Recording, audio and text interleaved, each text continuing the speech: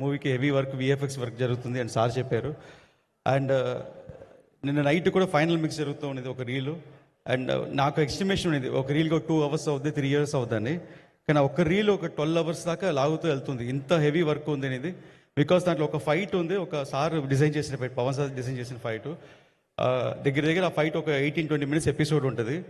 ఫైట్లోనే ఒక కథ చెప్తున్నాం మనం. ఆ కథ చెప్పేదానికి మ్యూజిక్లో కథ చెప్పాలి.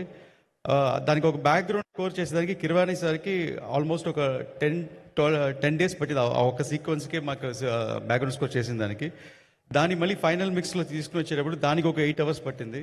సో అంత హెవీ వర్క్, అంత పవర్ఫుల్ సీక్వెన్స్ ఫస్ట్ సార్ చేసి, ఆ సీక్వెన్స్ నేను చూసిన తర్వాత అప్పుడు నాకు దాంట్లో ఒక ఫైర్ ఒక అర్థమైంది ఏంటంటే, పవన్ సార్ చూసే వీరముల సినిమా వేరే, పవన్ సార్ అనుకున్న సినిమా వేరే. ఆయన ఈ సినిమాని ఎలా అనుకున్నారనే ఒక చిన్న ఒక ఫైర్ నాకు అనిపించింది.